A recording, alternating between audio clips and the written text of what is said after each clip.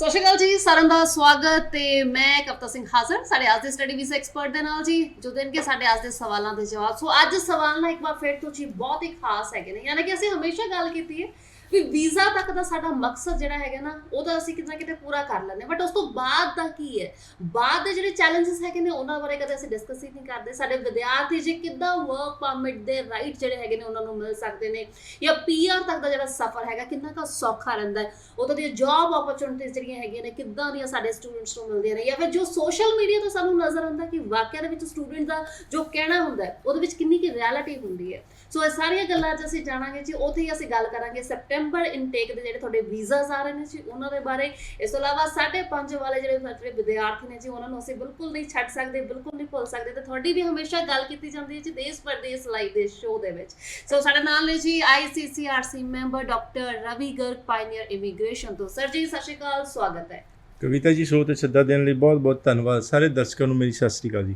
ਸੋ ਅੱਜ ਸ਼ੋਅ ਤੋਂ ਪਹਿਲਾਂ ਅੱਜ ਅਸੀਂ ਕਾਫੀ ਟਾਈਮ ਜਿਹੜਾ ਨਾ ਗੱਲ ਕਰ ਰਹੇ ਸੀਗੇ ਕਿ ਹੁਣ ਸਰ ਜਦੋਂ ਵੀਜ਼ਾਸ ਤਾਂ ਆ ਗਏ ਨੇ, ਬਟ ਉਸ ਤੋਂ ਬਾਅਦ ਕਦੇ ਅਸੀਂ ਗੱਲ ਹੀ ਨਹੀਂ ਕਰਦੇ ਵੀ ਉਹਨਾਂ ਸਟੂਡੈਂਟਸ ਨੂੰ ਟੇਕ ਕੇਅਰ ਕੌਣ ਕਰੇਗਾ, ਉਹਨਾਂ ਨੂੰ ਲੈ ਕੇ ਕੌਣ ਜਾਂਦਾ ਹੈ 에ਅਰਪੋਰਟ ਤੋਂ, ਜਾਂ ਸਟੂਡੈਂਟ ਸਾਡਾ ਵਾਕਿਆ ਦੇ ਵਿੱਚ ਇੰਨਾ ਸਮਝਦਾਰ ਹੋ ਗਿਆ ਕਿ ਹਾਂ ਉਹ ਖੁਦ ਹੈਂਡਲ ਕਰ ਸਕੇ ਆਪਣੀ ਜਿਹੜੀਆਂ ਅੱਗੇ ਦੀਆਂ ਫਾਰਮੈਲਿਟੀਜ਼ ਹੈਗੀਆਂ ਜੋ ਅੱਗੇ ਉਹਦੇ ਨਾਲ ਹੋਣਾ ਹੈਗਾ, ਅੱਗੇ ਦਾ ਜਿਹੜਾ ਆਪਣਾ ਰਸਤਾ ਕਿ ਉਹਨੂੰ ਖੁਦ ਤੈਅ ਕਰ ਪਾਏਗਾ। ਹਾਲਾਂਕਿ ਅਗਰ ਮੈਂ ਇੱਥੇ ਦੀ ਗੱਲ ਕਰਾਂ ਤਾਂ ਸਟੂਡੈਂਟ ਤਾਂ ਆਪਣੀ ਪ੍ਰੋਫਾਈਲ ਤੋਂ ਅੱਗੇ ਵੱਧਦਾ ਹੀ ਨਹੀਂ ਪਿਆ, ਸਿਰਫ ਉਹਦਾ ਮਕਸਦ ਇਹ ਵੀ ਸਰ ਜੀ ਮੇਰਾ ਵੀਜ਼ਾ ਆ ਜਾਊਗਾ। ਫਿਰ ਅਸੀਂ ਬਾਅਦ ਦਾ ਕਿੱਦਾਂ ਸੋਚ ਸਕਦੇ ਵੀ ਸਟੂਡੈਂਟ ਵਾਕਿਆ ਦੇ ਵਿੱਚ ਸਾਡਾ ਇੰਟੈਲੀਜੈਂਟ ਹੈਗਾ, ਖੁਦ ਨੂੰ ਸੰਭਾਲ ਲਏਗਾ ਉੱਥੇ ਜਾ ਕੇ। ਬਿਲਕੁਲ ਦੇਖੋ ਕਵਿਤਾ ਜੀ, ਮੇਰੇ ਕੋਲ ਬਹੁਤ ਸਾਰੇ, ਕਿਉਂਕਿ 2003 ਤੋਂ company ICCRC member, Canadian government and Canadian embassy ਤੋਂ ਰਿਕਗਨਾਈਜ਼ਡ, ਕੈਨੇਡੀਅਨ ਗਵਰਨਮੈਂਟ ਦੀ ਡੈਜ਼ਿਗਨੇਟਿਡ ਬੋਡੀ ਜਿਹੜੀ ICCRC, ਉਸ ਦੇ ਮੈਂਬਰ ਹੀ ਸਿਰਫ ਲੀਗਲੀ ਆਥੋਰਾਈਜ਼ਡ ਕੈਨੇਡਾ ਐਮਬੈਸੀ ਜਿਸਨੇ ਵੀਜ਼ਾ ਦੇਣਾ ਉਸ ਦੀ ਵੈਬਸਾਈਟ 'ਤੇ ਲੀਗਲੀ ਆਥੋਰਾਈਜ਼ਡ ਕੰਸਲਟੈਂਟਸ ਦੇ ਨਾਮ ਲਿਖੇ ਹੋਏ ਨੇ। ਸਰਚ ਬਾਕਸ ਹੈਗਾ cic.gc.ca, ਉਸ ਦੇ ਉੱਪਰ ਸਰਚ ਬਾਕਸ ਹੈਗਾ, ਲਿਖਾਂਗੇ ਆਥੋਰਾਈਜ਼ਡ ਰਿਪਰੈਜ਼ੈਂਟੇਟਿਵ, ਉਸ ਦੇ ਜਦੋਂ ਆਪਾਂ ਸਰਚ ਕਰਾਂਗੇ ਤਾਂ ਕੈਨੇਡਾ ਐਮਬੈਸੀ ਦੀ ਵੈਬਸਾਈਟ 'ਤੇ ਉਸ ਸਰਚ ਬਾਕਸ ਜਿਹੜਾ ਲੈ ਜਾਏਗਾ ਆਪਾਂ ਨੂੰ ICCRC ਜਿਹੜੇ ਰਿਕਗਨਾਈਜ਼ਡ ਕੰਸਲਟੈਂਟਸ ਨੇ ਉਹਨਾਂ ਦੀ ਲਿਸਟ ਦਿਖਾ ਦੇਗਾ। ਸੋ ਮੈਂ ਇਸ ਕਰਕੇ ਦੱਸਦਾ ਹਾਂ ਕਿਉਂਕਿ ਇਹ ਇੰਨਾ ਕੁਝ, ਫਿਰ ਇਹ 9 ਆਫਿਸ ਇਸ ਵਕਤ ਇੰਡੀਆ ਦੇ ਵਿੱਚ, 2 ਆਫਿਸ ਕੈਨੇਡਾ ਦੇ ਵਿੱਚ, ਸੈਸਕਾਟੂਨ ਦੇ ਵਿੱਚ ਇੱਕ ਆਫਿਸ ਬਰੈਂਪਟਨ ਦੇ ਵਿੱਚ, ਅਤੇ ਇਹ ਬੜੇ ਸਾਲਾਂ ਤੋਂ ਲੋਕ 10-10 15 ਸਾਲਾਂ ਤੋਂ 2003 ਤੋਂ ਕੰਪਨੀ ਹੈਗੀ ਹੈ, ਲੋਕਾਂ ਨੇ 50-50 70 ਵੀਜ਼ੇ ਲਗਵਾ ਲਏ, ਆਪਣੇ ਸਾਰੇ ਰਿਸ਼ਤੇਦਾਰਾਂ ਨੂੰ ਇੱਕ ਇੱਕ ਕਰਕੇ ਭੇਜਿਆ, ਜੁੜੇ ਹੋਏ ਨੇ ਲੋਕਾਂ ਨੂੰ ਸਾਰਾ ਇਹ ਸਾਰੀਆਂ ਡਿਟੇਲਸ ਦਾ ਪਤਾ ਹੈਗਾ। ਔਰ ਹੁਣ ਵੀ ਸੈਮੀਨਾਰਸ ਹੁੰਦੇ ਨੇ ਕੰਪਨੀ ਦੇ, ਔਰ ਮੈਂ ਪਰਸਨਲੀ ਮਿਲਦਾ ਹੈਗਾ ਅਲੱਗ-ਅਲੱਗ ਆਫਿਸਿਸ ਦੇ ਵਿੱਚ ਜਾ ਕੇ, ਖਾਸ ਤੌਰ 'ਤੇ ਚੰਡੀਗੜ੍ਹ ਆਫਿਸ, ਲੋਕੀ ਮਿਲਣ ਆਉਂਦੇ ਨੇ ਔਰ ਬੜਾ ਮਾਣ ਵੈਲਿਊ ਦਿੰਦੇ ਨੇ, ਇਹ ਸਾਰੀਆਂ ਡਿਟੇਲਸ ਨੂੰ ਜਾਣਦੇ ਨੇ ਚੰਗੀ ਤਰ੍ਹਾਂ। ਸੋ ਮੁੱਖ ਦੀ ਗੱਲ ਮੇਰਾ ਮਤਲਬ ਇਹ ਹੈ ਵੀ ਜਿਸ ਨੇ ਆਪਣੇ ਬੱਚੇ ਦਾ ਵੀਜ਼ਾ ਲਗਵਾਉਣਾ ਹੈਗਾ, ਉਹ ਇਕੱਲਾ ਵੀਜ਼ਾ ਦਾ ਮੈਟਰ ਨਹੀਂ, ਸਮਝਦਾਰ ਬੰਦੇ, ਜਿਹੜੇ ਸਮਝਦਾਰ ਲੋਕ ਨੇ ਉਹ ਇਸ ਗੱਲ ਨੂੰ ਸਮਝਦੇ ਨੇ ਡਿਟੇਲ ਦੇ ਵਿੱਚ ਕਿ ਅੱਜ ਇਹ ਸਿਰਫ ਵੀਜ਼ਾ ਦਾ ਮਸਲਾ ਨਹੀਂ, ਬੱਚੇ ਨੇ ਕੈਨੇਡਾ ਚਲੇ ਜਾਣਾ, ਖਾਸ ਤੌਰ 'ਤੇ ਪੇਰੈਂਟਸ ਦਾ ਵੀਜ਼ਾ ਨਹੀਂ ਲੱਗਿਆ ਹੋਇਆ ਜਾ ਨਹੀਂ ਸਕਦੇ, ਕਿਉਂਕਿ ਬੱਚਾ ਜਦ ਤੱਕ ਉੱਥੇ ਨਹੀਂ ਹੈ ਤਾਂ ਕੈਨੇਡਾ ਐਮਬੈਸੀ ਨੇ ਜਦੋਂ ਇੱਥੋਂ ਕਿਸੇ ਬੱਚੇ ਦੇ ਮੰਨ ਲਓ ਪੇਰੈਂਟਸ ਨੇ ਵੀਜ਼ਾ ਲਗਵਾਉਣਾ, ਵਿਜ਼ਟਰ ਵੀਜ਼ਾ, ਅਤੇ ਉਸ ਦੇ ਵਿੱਚ ਰੀਜ਼ਨ ਚਾਹੀਦਾ ਕਿਉਂ ਜਾਣਾ ਤੁਸੀਂ ਕੈਨੇਡਾ। ਕਹਿੰਦੇ ਜੀ ਮੈਂ ਵਿਜ਼ਿਟ ਕਰਨ ਜਾਣਾ ਕੈਨੇਡਾ, ਅਤੇ ਉੱਥੇ ਕੌਣ ਰਿਸ਼ਤੇਦਾਰ ਮੰਨ ਲਓ ਹੈ ਹੀ ਨਹੀਂ ਜਾਂ ਦੂਰ ਦਾ ਰਿਸ਼ਤੇਦਾਰ ਹੈ, ਅਤੇ ਉਹ ਵੀਜ਼ਾ ਉਹਨਾਂ ਨੂੰ ਨਹੀਂ ਦਿੱਤਾ ਜਾਂਦਾ, ਜ਼ਿਆਦਾਤਰ ਨਹੀਂ ਦਿੱਤਾ ਜਾਂਦਾ। ਲੇਕਿਨ ਜਦੋਂ ਆਪਣੇ ਬੱਚੇ ਦਾ ਸਟੱਡੀ ਵੀਜ਼ਾ ਲੱਗ ਗਿਆ, ਬੱਚਾ ਪੜ੍ਹਨ ਚਲਾ ਗਿਆ, ਉਸ ਤੋਂ ਬਾਅਦ ਆਪਾਂ ਵਿਜ਼ਿਟਰ ਵੀਜ਼ਾ ਕਿ ਜੀ ਬੱਚੇ ਨੂੰ ਮਿਲਣ ਜਾਣਾ, ਅਤੇ ਜ਼ਿਆਦਾਤਰ ਲੱਗੇਗਾ, ਕੋਈ ਪ੍ਰੋਬਲਮ ਨਹੀਂ। ਲੇਕਿਨ ਕਿਉਂਕਿ ਉਹ ਬੱਚੇ ਨੇ ਤਾਂ ਬਾਅਦ ਦੇ ਵਿੱਚ, ਬੱਚੇ ਨੇ ਤਾਂ ਹਾਲੇ ਜਾਣਾ ਹੈਗਾ, ਉਸ ਤੋਂ ਪਹਿਲਾਂ ਪੇਰੈਂਟਸ ਦਾ ਵਿਜ਼ਟਰ ਵੀਜ਼ਾ ਨਹੀਂ ਲੱਗਿਆ ਹੋਇਆ, ਉਹ ਲੱਗਣ ਦੇ ਵਿੱਚ ਜਦੋਂ ਪਹਿਲਾਂ ਸਟੱਡੀ ਵੀਜ਼ਾ ਲੱਗੇਗਾ, ਬੱਚਾ ਜਾ ਕੇ ਪੜ੍ਹਾਈ ਸ਼ੁਰੂ ਕਰੇਗਾ, ਇੱਥੋਂ ਵਿਜ਼ਟਰ ਵੀਜ਼ਾ ਲਾਵਾਂਗੇ 6 ਮਹੀਨੇ, ਸਾਲ 8 ਮਹੀਨੇ ਲੱਗ ਜਾਣੇ। ਸੋ ਉਸ ਚੀਜ਼ ਦੇ ਕਰਕੇ ਉਹ ਤਾਂ ਬਾਅਦ ਦੀ ਗੱਲ ਹੈਗੀ ਆ, ਵਿਜ਼ਟਰ ਵੀਜ਼ਾ ਲੱਗੇਗਾ, ਬੱਚਾ ਉੱਥੇ ਜਾਏਗਾ, ਬੱਚੇ ਦੀ ਕੇਅਰ ਕੌਣ ਕਰੇਗਾ। ਉੱਥੇ ਅਗਰ ਆਫਿਸਿਸ ਹੈਗੇ ਨੇ, ਜਿਸ ਤਰ੍ਹਾਂ ਮੈਂ 2006 ਤੋਂ ਕੈਨੇਡੀਅਨ ਰੈਜ਼ੀਡੈਂਟ ਹੈਗਾ, ਉੱਥੇ ਘਰ ਹੈਗਾ, ਗੱਡੀਆਂ, ਸਾਰਾ ਉੱਥੇ ਸਿਸਟਮ ਹੈਗਾ, ਹਜ਼ਾਰਾਂ ਲੋਕ ਜਾਣ ਪਹਿਚਾਣ। 2006 ਤੋਂ 11 ਤੱਕ ਮੈਂ ਬਰੈਂਪਟਨ ਦੇ ਵਿੱਚ ਰਿਹਾ, ਜਨਵਰੀ 12 ਤੋਂ ਸ਼ਿਫਟ ਹੋਇਆ ਸੈਸਕਾਟੂਨ ਦੇ ਵਿੱਚ ਘਰ ਹੈਗਾ, ਬੱਚੇ ਯੂਨੀਵਰਸਿਟੀ ਆਫ ਸਸਕੈਚੁਅਨ ਦੇ ਵਿੱਚ ਮੈਡੀਸਨ ਕਰਦੇ ਪਏ ਨੇ, ਡਾਕਟਰੀ ਕਰਦੇ ਪਏ ਨੇ। ਸੋ ਇਹ ਇੱਕ ਸਾਰੀ ਬੜੀ ਜਾਣਕਾਰੀ, ਡੂੰਘੀ ਨੌਲੇਜ, ਸਾਰੀ ਗੱਲਬਾਤ ਹੈਗੀ ਹੈ। ਔਰ ਜਿਹੜੇ ਲੋਕ ਜੁੜੇ ਹੋਏ ਨੇ ਉਹ ਫੇਸਬੁੱਕ, ਇੰਸਟਾਗ੍ਰਾਮ, YouTube ਚੈਨਲ ਦੇ ਰਾਹੀਂ ਇਹੀ ਗੱਲਾਂ ਸੁਣ ਕੇ ਮੇਰੀ ਲਾਈਫ ਬਾਰੇ, ਮੇਰੀ ਪਰਸਨਲ ਲਿੰਕਸ ਬਾਰੇ ਸਾਰੀਆਂ ਇਹਨੂੰ ਕਾਫੀ ਡੂੰਘਾਈ ਨਾਲ ਜਾਣਦੇ ਨੇ, ਔਰ ਉਹ ਫਿਰ they are always in touch. So ਤੁਹਾਡੇ ਵਾਲੀ ਗੱਲ ਜਿਹੜੀ ਆਫ ਦਾ ਰਿਕਾਰਡ ਜਿਹੜੀ ਤੁਸੀਂ ਗੱਲ ਕਰ ਰਹੇ ਸੀ ਕਿ ਪਹਿਲਾਂ ਆਪਾਂ ਗੱਲਬਾਤ ਕਰਦੇ ਪਏ ਸੀ ਕਿ ਲੋਕੀ ਕਹਿ ਦਿੰਦੇ ਕਿ ਕਈ ਬੱਚਿਆਂ ਨੂੰ ਉੱਥੇ ਜੋਬ ਨਹੀਂ ਮਿਲਦੀ, ਕਈ ਬੱਚੇ ਧੱਕੇ ਖਾਂਦੇ ਆ, ਕਈ ਬੱਚਿਆਂ ਨੂੰ ਪ੍ਰੋਬਲਮਸ ਹੁੰਦੀਆਂ ਨੇ।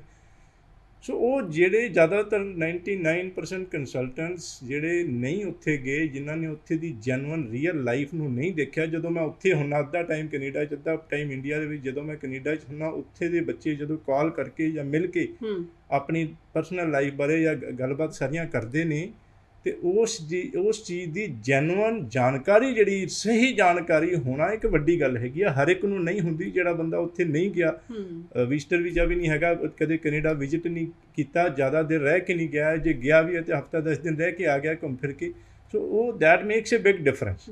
ਸੋ ਉਹ ਜਿਹੜੇ ਬੰਦਿਆਂ ਨੂੰ ਆਪਣੇ ਇਹਨਾਂ ਚੀਜ਼ਾਂ ਦਾ, ਬੱਚਿਆਂ ਦਾ ਧਿਆਨ ਹੈਗਾ, ਉਹ ਇਸ ਚੀਜ਼ ਨੂੰ ਸੋਚ ਕੇ ਚੱਲਦੇ ਨੇ ਕਿ ਉੱਥੇ ਜਾ ਕੇ, ਜਿਹੜੀ ਤੁਹਾਡਾ ਸਵਾਲ ਸੀਗਾ, ਬੱਚੇ ਜਾਏਗਾ। ਹੁਣ ਇੱਕ ਬੱਚਾ ਸੀਗਾ, ਉਸ ਦਾ ਇਨ ਪਰਸਨ ਕਲਾਸ ਸੀ ਸਤੰਬਰ ਦੇ ਵਿੱਚ। 7 ਸਤੰਬਰ ਨੂੰ ਕਾਲਜ ਦੀ ਈਮੇਲ ਆ ਗਈ ਕਿ ਜੀ 7 ਸਤੰਬਰ ਨੂੰ ਤੁਸੀਂ ਹਰ ਹਾਲਤ ਵਿੱਚ ਕਾਲਜ ਪਹੁੰਚਣਾ। ਇਨ ਪਰਸਨ ਫਿਜ਼ੀਓਥੈਰੇਪੀ ਦਾ ਕੋਰਸ ਸੀਗਾ ਫਲੈਮਿੰਗ ਕਾਲਜ ਵਿੱਚ, ਜਿਹੜਾ ਕਿ ਆਨਲਾਈਨ ਕਲਾਸਿਸ ਨਹੀਂ ਸੀਗੀਆਂ, ਇਨ ਪਰਸਨ ਹੀ ਸੀਗਾ। ਉਹਨੇ ਲਿਖਤਾ ਵੀ ਜੇ 7 ਸਤੰਬਰ ਤੱਕ ਪਹੁੰਚ ਜਾਓਗੇ ਤਾਂ ਠੀਕ ਹੈ, ਨਹੀਂ ਤਾਂ ਤੁਹਾਡਾ ਡੈਫਰਮੈਂਟ ਕਰਨੀ ਪਏਗੀ, ਜਿਹੜੀ ਕਿ ਨੈਕਸਟ ਸਤੰਬਰ 22 ਦੇ ਵਿੱਚ ਹੈਗਾ ਪ੍ਰੋਗਰਾਮ। ਇੱਕ ਸਾਲ ਅੱਗੇ ਲੇਟ ਹੋ ਜਾਓ ਤਾਂ ਸਾਰਾ ਬੱਚੇ ਦਾ ਕਰੀਅਰ ਹੀ ਸਪੋਇਲ ਹੋਣ ਵਾਲਾ ਕੰਮ ਹੋ ਗਿਆ।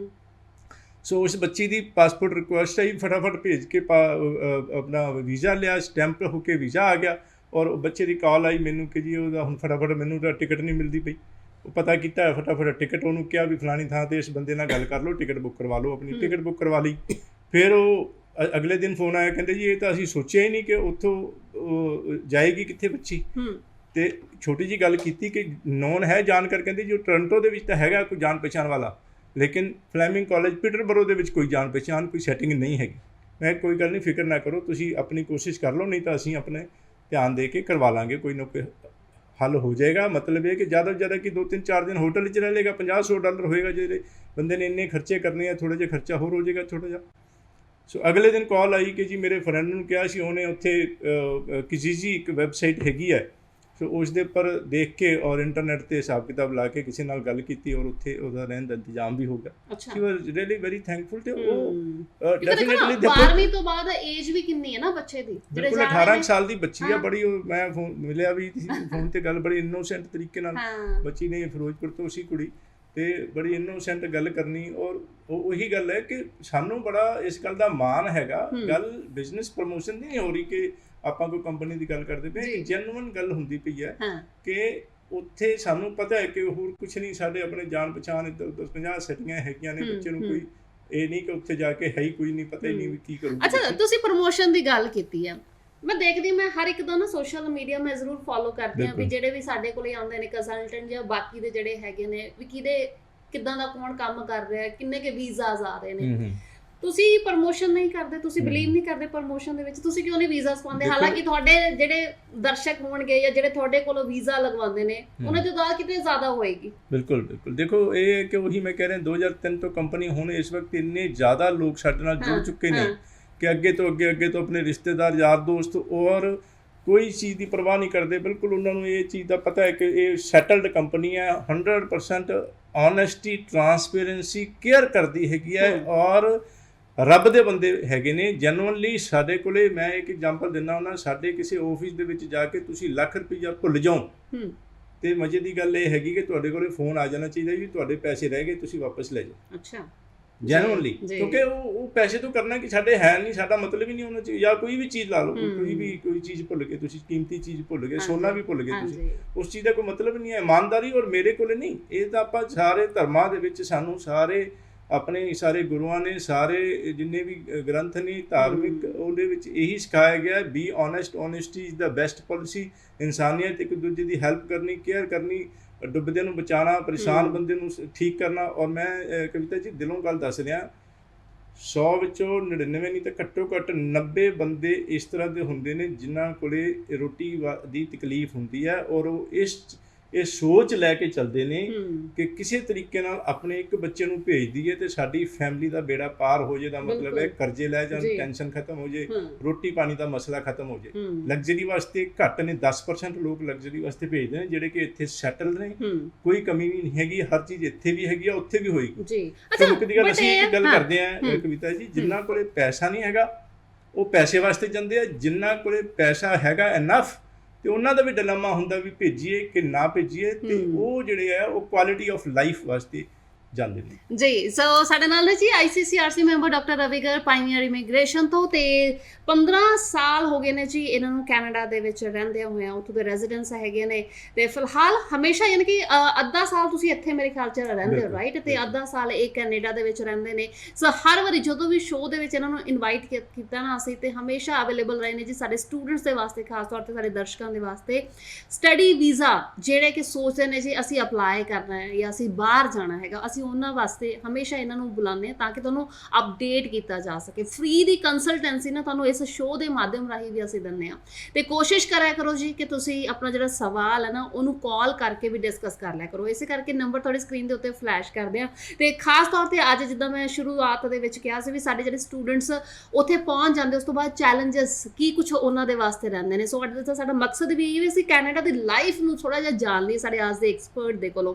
ਸੋ ਤੁਸੀਂ ਬਹੁਤ ਵਧੀਆ ਗੱਲ ਕੀਤੀ ਵੀ ਕਈ ਤਾਂ ਕੰਸਲਟੈਂਟ ਹੀ ਇਦਾਂ ਦੇ ਜਿਹੜੇ ਖੁਦ ਕਦੇ ਕੈਨੇਡਾ ਨਹੀਂ ਗਏ। ਅੱਛਾ, ਹੁਣ ਸਟੂਡੈਂਟਸ ਨੇ ਕਈ ਇਹ ਵੀ ਸੋਚ ਰਹੇ ਹੋਣਗੇ ਵੀ ਮੈਡਮ ਆਪ ਗਈ ਹੈ ਜਾਂ ਨਹੀਂ। ਸੋ ਮੈਂ ਦੱਸਦਾ ਜੀ, ਮੈਂ ਖੁਦ 2-3 ਵਾਰੀ ਜਾ ਚੁੱਕੀ ਹਾਂ। ਸੋ ਕਿਤੇ ਨਾ ਕਿਤੇ ਮੈਨੂੰ ਵੀ ਪਤਾ ਹੈ ਕਿ ਉੱਥੋਂ ਦੀ ਜਿਹੜੀ ਲਾਈਫ ਹੈ ਉਹ ਕਿੰਨੀ ਕੀ ਸੌਖੀ ਜਾਂ ਔਖੀ ਹੈਗੀ ਹੈ। ਚਲੋ ਫਿਲਹਾਲ ਹੁਣ ਜਿਹੜੇ ਸਟੂਡੈਂਟਸ ਆਨਲਾਈਨ ਕਲਾਸਿਸ ਜਿਹੜੀਆਂ ਹੈਗੀਆਂ ਨੇ, ਸੈਪਟੈਂਬਰ ਇਨਟੇਕ ਵਾਲਿਆਂ ਦੀ ਅਸੀਂ ਗੱਲ ਕਰ ਲੈਂਦੇ ਹਾਂ ਜੀ। ਉਸ ਤੋਂ ਬਾਅਦ ਫਿਰ ਅਸੀਂ ਗੱਲ ਕਰਾਂਗੇ ਸੈਮੀਨਾਰਸ ਦੀ, ਜੋ ਕਿ ਬਹੁਤ ਜਲਦੀ ਤੁਹਾਡੇ ਵਾਸਤੇ ਲੈ ਕੇ ਆ ਰਹੇ ਨੇ ਪਾਇਨੀਅਰ ਇਮੀਗ੍ਰੇਸ਼ਨ। ਸੋ ਹੁਣ ਜਿਹੜੇ ਸਟੂਡੈਂਟਸ ਦੇ ਵੀਜ਼ਾਸ ਆ ਰਹੇ ਨੇ, ਇੱਕ ਤਾਂ ਮੈਨੂੰ ਇਹ ਦੱਸ ਦਿਓ ਇਸ ਵਾਰੀ ਹੁਣ ਕਿੰਨੇ ਕਿ ਸੈਪਟੈਂਬਰ ਇਨਟੇਕ ਵਾਲੇ ਕਲੀਅਰ ਹੋ ਗਿਆ ਲਾਟ ਜਾਂ ਹਲੇ ਵੀ ਵੀਜ਼ਾਸ ਆ ਰਹੇ ਨੇ। ਦੂਸਰੀ ਗੱਲ, ਜਿਹੜੇ ਹੁਣ ਆਨਲਾਈਨ ਕਲਾਸਿਸ ਜਿਹੜੀਆਂ ਸਟੂਡੈਂਟਸ ਨੂੰ ਇੱਥੇ ਰਹਿ ਕੇ ਲਗਾਉਣੀਆਂ ਪੈਣਗੀਆਂ ਜਾਂ ਫਿਰ ਨਹੀਂ? ਦੇਖੋ ਕਵਿਤਾ ਜੀ, ਇਹ ਲਾਟ ਕਲੀਅਰ ਹੁੰਦੀ ਹੈ ਕਿ 80% ਦੇ ਕਰੀਬ ਰਿਜ਼ਲਟਸ ਆ ਚੁੱਕੇ ਨੇ ਔਰ ਕਾਫੀ ਚੰਗਾ ਰਿਹਾ ਸਕਸੈਸ ਰੇਟ। ਹਾਲਾਂਕਿ ਵਿੱਚ ਨੂੰ ਰਿਫਿਊਜ਼ਲਾਂ ਵੀ ਸਾਰੇ ਇੰਡੀਆ ਦੇ ਵਿੱਚ ਬਹੁਤ ਆਈਆਂ ਔਰ ਵਿੱਚ ਨੂੰ ਵੀਜ਼ਾਸ ਵੀ ਬਹੁਤ ਦਿੱਤੇ। ਅਲਟੀਮੇਟਲੀ ਜਿਹੜਾ ਹੈ ਫਾਈਨਲੀ ਇਹ ਹੈ ਕਿ ਓਵਰਆਲ ਜਿਹੜਾ ਰਿਜ਼ਲਟ ਕਾਫੀ ਚੰਗਾ ਰਿਹਾ ਹੈਗਾ। ਔਰ ਲੇਕਿਨ ਇਹ ਹੈ ਕਿ 80% ਦੇ ਕਰੀਬ ਰਿਜ਼ਲਟ ਆ ਗਏ, 20% ਦੇ ਕਰੀਬ ਹਾਲੇ ਵੀ ਰਹਿੰਦੇ ਨੇ। ਲੇਕਿਨ ਉਸ ਨੂੰ ਕੋਆਪਰੇਟ ਕਰਕੇ ਜ਼ਿਆਦਾਤਰ ਕਾਲਜਿਸ ਨੇ ਇਹ ਕਿਹਾ ਕਿ ਜਿਨ੍ਹਾਂ ਦੇ ਰਿਜ਼ਲਟਸ ਨਹੀਂ ਆਏ, ਇਨ ਪ੍ਰੋਸੈਸ ਹੈਗੀ ਆ ਫਾਈਲ, ਉਹ ਵੀ ਆਨਲਾਈਨ ਕਲਾਸਿਸ ਲਗਾ ਸਕਦੇ ਨੇ। ਲੇਕਿਨ ਇਹ ਧਿਆਨ ਦੇਣ ਦੀ ਜ਼ਰੂਰਤ ਹੈਗੀ ਆ ਕਿ ਕਈ ਕਾਲਜਿਸ ਨੇ ਜਿਹੜੇ ਸੇਫ ਕਾਲਜਿਸ ਨੇ, ਜਿਨ੍ਹਾਂ ਦੇ ਵਿੱਚ ਪੜ੍ਹਾਈ ਸ਼ੁਰੂ ਕਰਕੇ ਬਾਅਦ ਦੇ ਵਿੱਚ ਵੀਜ਼ਾ ਦਾ ਨਾ ਲੱਗਿਆ ਅਗਰ, ਫਿਰ ਵੀ ਉਹ ਪੂਰੇ ਪੈਸੇ ਵਾਪਸ ਦੇ ਦੇਣਗੇ। ਉਹ ਸੇਫ ਕਾਲਜਿਸ ਨੇ ਲਗਾ ਲੈਣੀਆਂ ਚਾਹੀਦੀਆਂ।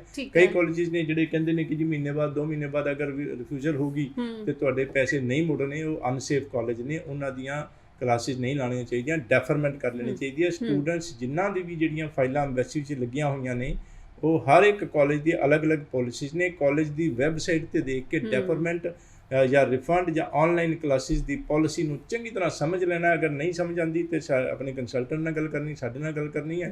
ਔਰ ਸਟੂਡੈਂਟ ਨੇ ਜਿਹੜੀ ਈਮੇਲ ID ਦਿੱਤੀ ਹੁੰਦੀ ਹੈ, ਕਾਲਜ ਦੀ ਐਪ ਡਾਊਨਲੋਡ ਕਰਕੇ ਉਸ 'ਤੇ ਸਾਰੇ ਮੈਸੇਜਿਸ ਆਉਂਦੇ ਨੇ। ਸਟੂਡੈਂਟਸ ਨੂੰ ਬੜੇ ਧਿਆਨ ਨਾਲ ਪੜ੍ਹਨੇ ਨੇ, ਸਮਝਣੇ ਨੇ। ਅਗਰ ਕੋਈ ਚੀਜ਼ ਸਮਝ ਨਹੀਂ ਆਉਂਦੀ, ਜਿਸ ਤਰ੍ਹਾਂ ਕਿ ਇੱਕ ਬੱਚੇ ਦਾ ਮੈਨੂੰ ਫੋਨ ਆਇਆ ਕਿ ਅਲੈਗਜ਼ੈਂਡਰ ਕਾਲਜ ਦਾ ਬੱਚਾ ਸੀਗਾ ਤੇ ਉਸ ਨੇ ਮੈਨੂੰ ਪੁੱਛਿਆ ਕਿ ਜੀ ਇਹ ਰਜਿਸਟ੍ਰੇਸ਼ਨ ਦਾ ਕਿੱਦਾਂ ਕਰਨਾ ਹੈ। ਕਾਲਜ ਵੱਲੋਂ ਈਮੇਲ ਆਈ ਸੀਗੀ ਕਿ ਮੈਨੂੰ ਤੁਸੀਂ ਵੀਜ਼ਾ ਅਪਰੂਵਲ ਲੈਟਰ ਜਿਹੜੀ ਹੈ ਭੇਜ ਦਿਓ। 3 ਫਾਰਮ ਹੋਰ ਦਿੱਤੇ ਸੀ, ਕਹਿੰਦੇ ਕਾਲਜ ਦੇ ਇਹ ਭਰ ਕੇ ਭੇਜ ਦਿਓ। ਉਹ ਬੱਚੇ ਨੇ ਭੇਜ ਦਿੱਤੇ। ਤੇ ਕਿਉਂਕਿ ਇੱਕ ਧਿਆਨ ਦੇਣ ਵਾਲੀ ਗੱਲ ਹੈ ਕਿ ਇਹ ਬੜੀ ਇੱਕ ਜਨਰਲ ਪ੍ਰੋਬਲਮ ਪੰਜਾਬ ਔਰ ਸਾਰੇ ਇੰਡੀਆ ਵਿੱਚ ਹੈਗੀ ਹੈ ਕਿ ਅੱਗੇ ਕੀ ਹੁੰਦਾ ਸੀਗਾ ਕਿ ਵੀਜ਼ਾ ਲੱਗਿਆ ਨਾਲ ਦੀ ਨਾਲ ਹੀ ਬੱਚਾ 2 ਮਹੀਨੇ ਪਹਿਲਾਂ 3 ਮਹੀਨੇ ਪਹਿਲਾਂ ਕੈਨੇਡਾ ਚਲਾ ਗਿਆ।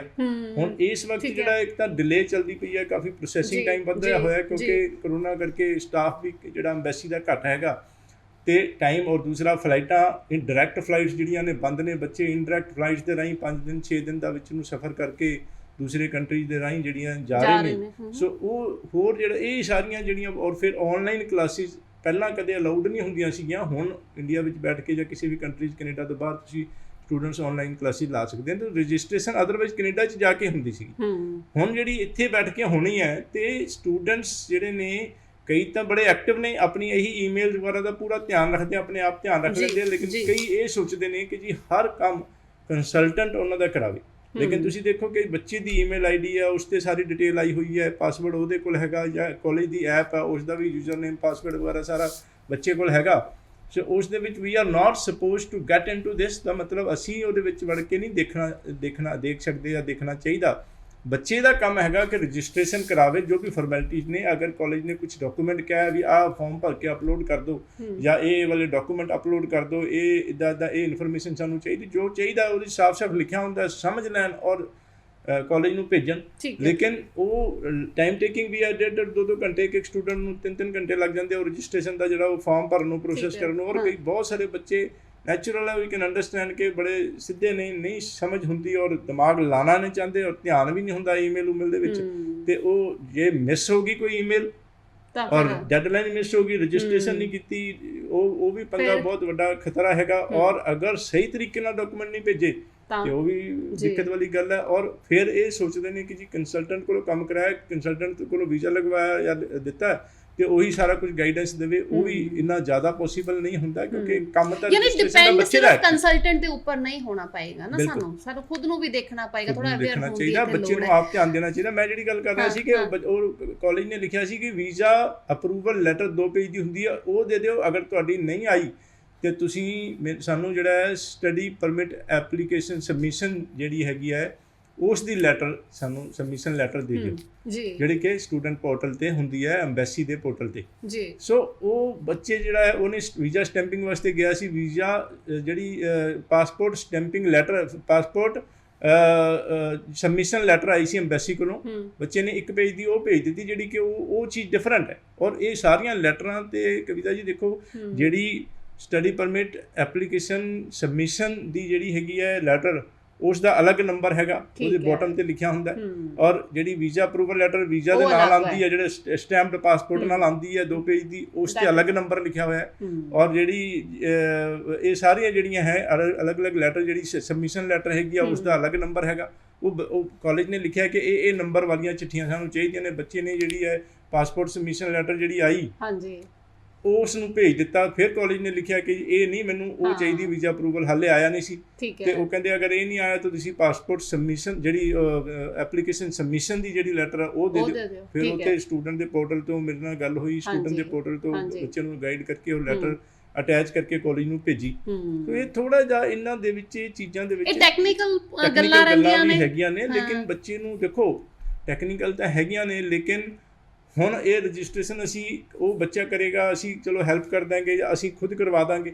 ਲੇਕਿਨ ਜਾ ਕੇ ਕੈਨੇਡਾ ਦੇ ਵਿੱਚ ਪੜ੍ਹਨਾ ਤਾਂ ਬੱਚੇ ਨਹੀਂ ਹੈ ਨਾ, ਉਹ ਤਾਂ ਸਾਰਾ ਉੱਥੇ ਫਲਾਈਟ ਲੈਣੀ ਹੈ ਤੇ ਫਲਾਈਟ ਦੇ ਵਿੱਚ ਵੀ ਉਹਨਾਂ ਨੇ ਲਿਖਿਆ ਵੀ ਆ ਰਸਤਾ ਇਸ ਨੰਬਰ ਗੇਟ ਤੇ ਜਾਏਗਾ, ਫਲਾਈਟ ਇੱਧਰਲੇ ਪਾਸੇ ਹੈਗੀ ਆ, ਨੰਬਰ ਗੇਟ ਹੈਗਾ, ਉਹ ਉੱਥੇ ਨਾਲ ਕੌਣ ਜਾਏਗਾ। ਬਿਲਕੁਲ, ਮੈਂ ਉਹੀ ਕਹਿ ਰਹੀ ਹਾਂ, ਤਾਈਓ ਮੇਰਾ ਅੱਜ ਖਾਸ ਮਕਸਦ ਵੀ ਇਹੀ ਸੀਗਾ ਵੀ ਅਸੀਂ ਚੈਲੰਜਸ ਤਾਂ ਗੱਲ ਕਰਦੇ ਹੀ ਨਹੀਂ ਹੈਗੇ, ਸਿਰਫ ਹਾਂਜੀ ਵੀਜ਼ਾ ਆ ਗਿਆ ਜਾਂ ਅਸੀਂ ਵੀਜ਼ਾ ਦੇ ਵਿੱਚ ਤੁਹਾਡੀ ਮਦਦ ਕਰ ਰਹੇ ਹਾਂ, ਇਹ ਤਾਂ ਹਰ ਕੰਸਲਟੈਂਟ ਕਰ ਦੇਗਾ। ਬਟ ਉਸ ਤੋਂ ਬਾਅਦ ਦੇ ਚੈਲੰਜਸ ਦੇ ਬਾਰੇ ਵੈਰੀ ਰੇਅਰ ਕੰਸਲਟੈਂਟ ਜਿਹੜੇ ਤੁਹਾਨੂੰ ਦੱਸਣਗੇ ਜੀ, ਤੁਹਾਡੇ ਨਾਲ ਡਿਸਕਸ ਕਰਨਗੇ। ਸੋ ਫਿਲਹਾਲ ਜੀ ਪਾਇਨੀਅਰ ਇਮੀਗ੍ਰੇਸ਼ਨ ਤੁਹਾਡੇ ਵਾਸਤੇ ਸੈਮੀਨਾਰਸ ਲੈ ਕੇ ਆ ਰਹੇ ਨੇ। ਇੱਕ ਵਾਰੀ ਮੈਂ ਜ਼ਰੂਰ ਚਾਹਨੀ ਰਵੀ ਸਰ ਜੇ ਤੁਸੀਂ ਡੇਟਸ ਅਨਾਉਂਸ ਕਰ ਦਿਓ, ਬਿਕੋਜ਼ ਟਾਈਮ ਬਹੁਤ ਥੋੜਾ ਰਹਿ ਗਿਆ। ਬਿਲਕੁਲ ਕਵਿਤਾ ਜੀ, ਹੁਣੇ ਰੀਸੈਂਟਲੀ 1 ਮਹੀਨੇ ਦੇ ਕਰੀਬ ਹੋ ਗਿਆ, ਅਲੱਗ-ਅਲੱਗ ਪੰਜਾਬ ਦੇ ਸਾਰੇ ਸ਼ਹਿਰਾਂ ਦੇ ਵਿੱਚ ਅਸੀਂ ਸੈਮੀਨਾਰ ਕਰਕੇ ਹਟੇ ਹਾਂ। ਔਰ ਸਾਰੇ ਸੈਮੀਨਾਰਾਂ ਵਿੱਚ ਮੈਂ ਖੁਦ ਗਿਆ, ਸਾਡੀ ਕਾਉਂਸਲਿੰਗ ਟੀਮ ਔਰ ਮੈਨੇਜਮੈਂਟ ਟੀਮ ਹੈਗੀ ਹੈ, ਫਾਈਲਿੰਗ ਟੀਮ ਹੈਗੀ ਹੈ ਔਰ ਐਡਮਿਸ਼ਨ ਟੀਮ ਹੈਗੀ ਹੈ, ਨਾਲ ਸੀਗੀ, ਮੈਂ ਨਾਲ ਸੀਗਾ। ਉਸੇ ਟਾਈਮ ਸਾਰਾ ਕੁਝ ਉਹਨਾਂ ਨੂੰ ਸਟੂਡੈਂਟਸ ਨੂੰ ਗਾਈਡੈਂਸ ਦੇ ਕੇ ਸਾਰੀ ਨੌਲੇਜ ਦਿੱਤੀ ਅਸੀਂ। ਔਰ ਹੁਣ ਜਿਹੜੀ ਹੈ ਅੱਗੇ ਫਿਰ ਦੁਬਾਰਾ ਇਹ ਸੈਮੀਨਾਰ 2-3 ਮਹੀਨੇ ਲਗਾਤਾਰ ਖਾਸ ਤੌਰ ਤੇ ਚੱਲਦੇ ਰਹਿਣਗੇ। 11 ਤਰੀਕ ਨੂੰ ਆ ਜਿਹੜਾ ਕਮਿੰਗ ਸੈਟਰਡੇ ਹੈਗਾ, ਉਦੋਂ ਚੰਡੀਗੜ੍ਹ ਆਫਿਸ ਦੇ ਵਿੱਚ ਸਾਡਾ ਸੈਮੀਨਾਰ ਹੈਗਾ। ਫਿਰ 14 ਤਰੀਕ ਨੂੰ ਯਮੁਨਾ ਨਗਰ, 15 ਤਰੀਕ ਨੂੰ ਕੁਰੂਕਸ਼ੇਤਰ, 16 ਤਰੀਕ ਨੂੰ ਕਰਨਾਲ, ਕਿਉਂਕਿ ਪੰਜਾਬ ਦੇ ਵਿੱਚ ਤਾਂ ਅਸੀਂ ਸਾਰੇ ਸ਼ਹਿਰਾਂ ਦੇ ਵਿੱਚ ਲਾਉਂਦੇ ਰਹਿੰਦੇ ਸੀਗੇ। ਔਰ ਹਰਿਆਣਾ ਤੋਂ ਕਾਫੀ ਜ਼ਿਆਦਾ ਕੁਐਰੀਜ਼ ਔਰ ਈਮੇਲਸ ਔਰ ਸਾਰੇ ਮੈਸੇਜਿਸ ਆ ਰਹੇ ਸੀਗੇ ਕਿ ਇੱਧਰਲੇ ਪਾਸੇ ਤੁਹਾਡੀ ਟੀਮ ਨੂੰ ਅਸੀਂ ਦੇਖਣਾ ਚਾਹੁੰਦੇ ਹਾਂ, ਅਸੀਂ ਆਪਣਾ ਇਨਫੋਰਮੇਸ਼ਨ ਲੈਣਾ ਚਾਹੁੰਦੇ ਹੈਗੇ ਹਾਂ। ਸੋ ਦੁਬਾਰਾ 14 ਤਰੀਕ ਨੂੰ ਯਮੁਨਾ ਨਗਰ, 15 ਨੂੰ ਕੁਰੂਕਸ਼ੇਤਰ, 16 ਨੂੰ ਕਰਨਾਲ, 17 ਨੂੰ ਅੰਬਾਲਾ ਤੇ 23 ਤਰੀਕ ਨੂੰ ਜਲੰਧਰ, ਫਿਰ 24 ਨੂੰ ਅੰਮ੍ਰਿਤਸਰ ਸਾਹਿਬ, 25 ਨੂੰ ਲੁਧਿਆਣਾ, 30 ਸਤੰਬਰ ਨੂੰ ਮੋਗਾ, 1 ਅਕਤੂਬਰ ਨੂੰ ਫਿਰੋਜ਼ਪੁਰ, 2 ਅਕਤੂਬਰ ਨੂੰ ਬਠਿੰਡਾ, 3 ਅਕਤੂਬਰ ਨੂੰ ਬਰਨਾਲਾ ਤੇ ਇਹ ਇਸ ਕਰਕੇ ਡੇਟਾ ਤਾਂ ਕਿ ਉੱਥੇ ਦੇ ਸ਼ਹਿਰ ਦੇ ਵਾਲੇ ਇਹ ਪਹਿਲਾਂ ਹੀ ਜਦੋਂ ਪਤਾ ਲੱਗ ਜਾਂਦਾ ਹੈਗਾ ਜੀ। ਕਿ ਆਣਾ ਹੈਗਾ, ਪਾਇਨੀਅਰ ਨੇ, ਡਾਕਟਰ ਰਵੀ ਗਰਗ ਨੇ ਲਿਖ ਕੇ ਰੱਖ ਲੈਂਦੇ ਨੇ, ਮਿਲਦੇ ਨੇ ਜੀ ਜੀ ਤਾਂ ਕਿ ਉਹਨਾਂ ਨੂੰ ਪਹਿਲਾਂ ਹੀ ਪਤਾ ਹੋਵੇ। ਸਰ ਜੀ ਬਹੁਤ ਬਹੁਤ ਸ਼ੁਕਰੀਆ, ਧੰਨਵਾਦ। ਬਹੁਤ ਬਹੁਤ ਸ਼ੁਕਰੀਆ ਜੀ, ਸਤਿ ਸ਼੍ਰੀ ਅਕਾਲ। ਇਸੇ ਦੇ ਨਾਲ ਜੀ ਦਿਓ ਇਜਾਜ਼ਤ, ਨੈਕਸਟ ਟਾਈਮ ਫਿਰ ਮੁਲਾਕਾਤ ਕਰਦੇ ਦੇਸ਼ ਪਰਦੇਸ ਲਾਈਵ ਪ੍ਰੋਗਰਾਮ ਵੇਖਦੇ ਰਿਹਾ ਕਰੋ। ਧੰਨਵਾਦ।